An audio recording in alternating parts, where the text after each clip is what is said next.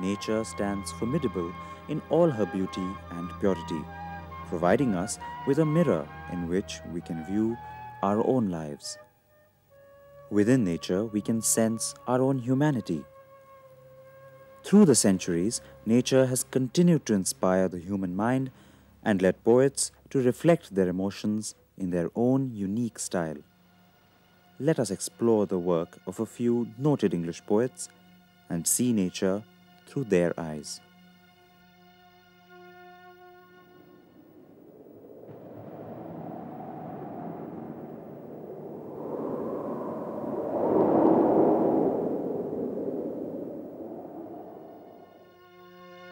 Behold her, single in the field, yon solitary Highland lass, reaping and singing by herself. Stop here, or gently pass. Alone she cuts and binds the grain, and sings a melancholy strain. Oh, listen, for the vale profound is overflowing with the sound. William Wordsworth was nature's premier poet, a master of word painting. He saw nature in her simplicity with a sensitive eye and ear. Whatever the theme the maiden sang, as if her song could have no ending, I saw her singing at her work and over the sickle bending. I listened, motionless and still, and as I mounted up the hill, the music in my heart I bore, long after it was heard no more.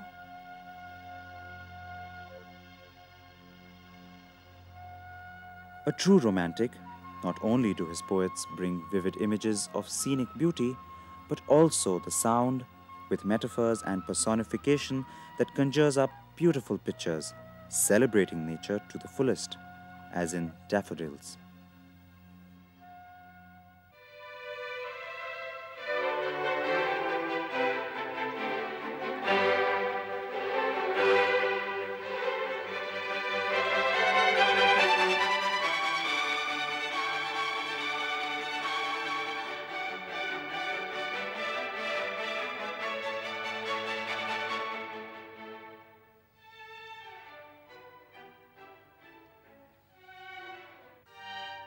William Blake, another poet from the Romantic era, was spiritually inspired by nature.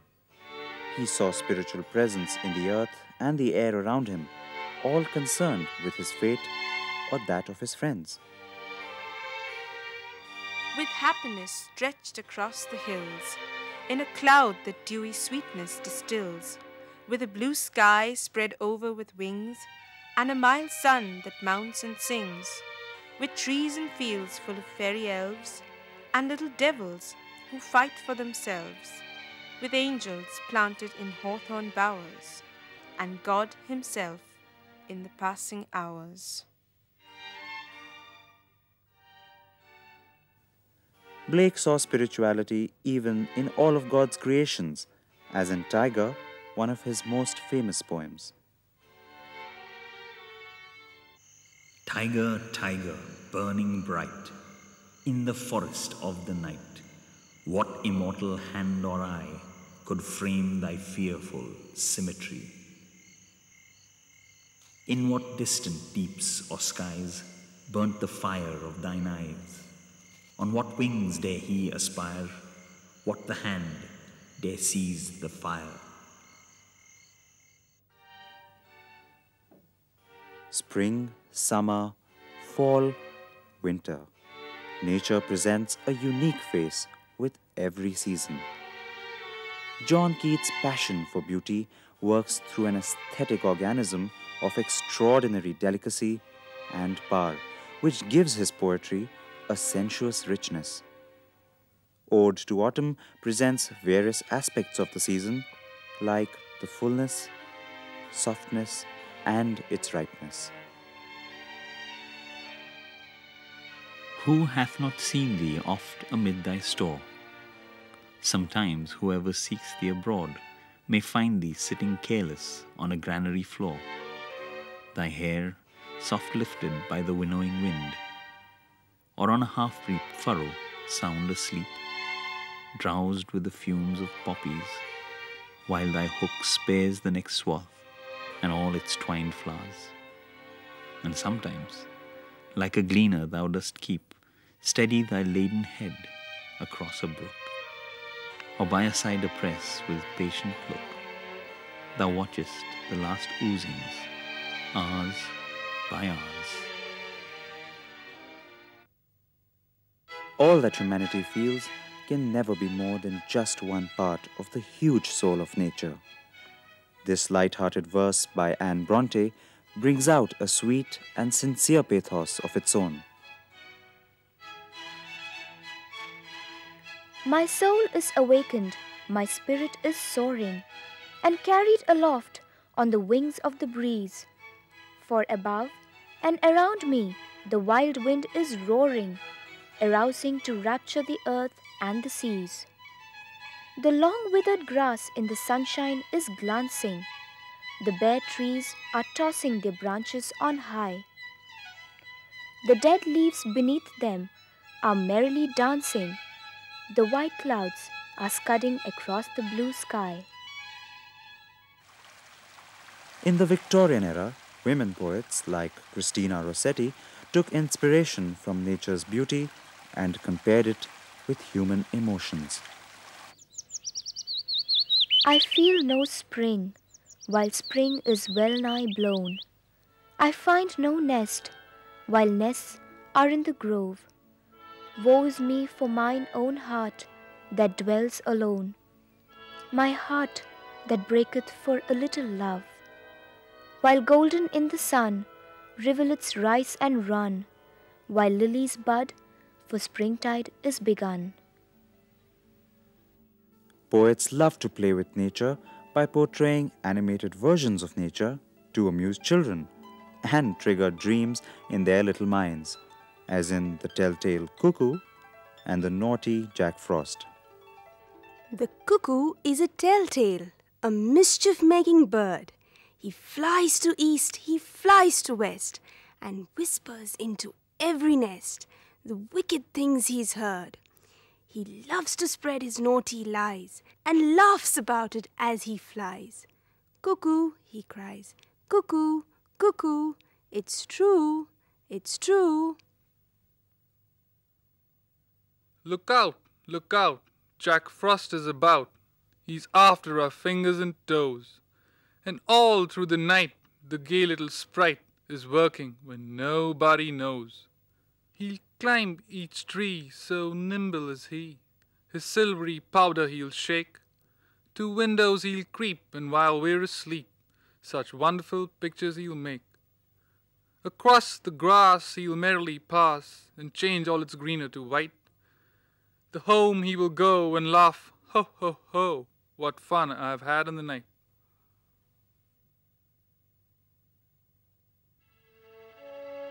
Life is eternal, and the moment of death is the transition from life to death in which one fuses with the universe.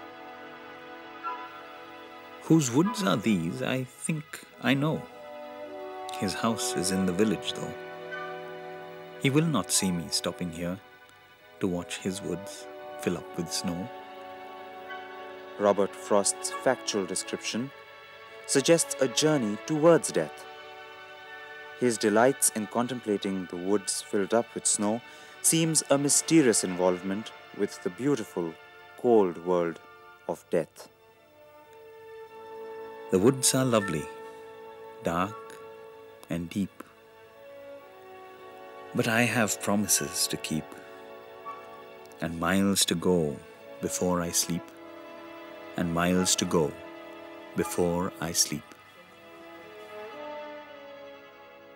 For modernists like D.H. Lawrence, poetry was a medium for expression of sudden intuition, momentary glimpses of natural beauty, startling identification of the psychology and emotions of animals and birds, moments of bitterness, and exasperation of human stupidity.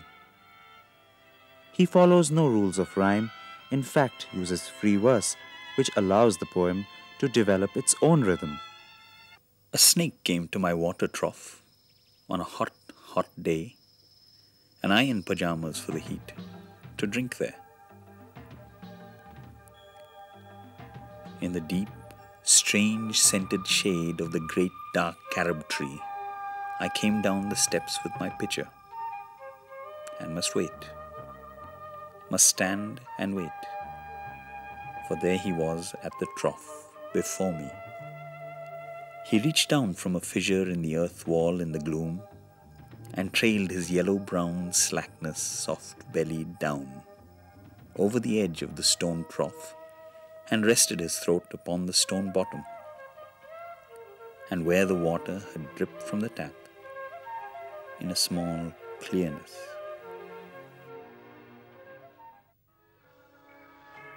Modern post-World War poets used sinister connotations of nature, like Sylvia Plath's poem, Mushrooms. The proliferation of mushrooms is indefinably horrible, a life force stripped of everything except a will to survive and multiply. Overnight, very whitely, discreetly, very quietly, our toes, our noses take hold on the loam, acquire the air. Nobody see us. The form of life depicted as ugly, mean, and altogether inferior, a frightening reminder that the qualities we call higher intelligence, love, and wisdom may not be creation's final word. Widen the crannies, shoulder through holes. We are shelves, we are tables, we are meek, we are edible, nudgers and shovers, in spite of ourselves. Our kind multiplies. We shall by morning inherit the earth, our foot's in the door. One dreads to think of future poems being written on skyscrapers, smoking industrial machinery, or traffic signals. For if in the name of putting the natural world under human control, we destroy it, nothing could be worse for us. It would be like a baby still in the womb, cutting the cord of life to its own mother. We thank the poets for lending us beautiful perceptions of nature, which have enabled us to enjoy nature to its fullest.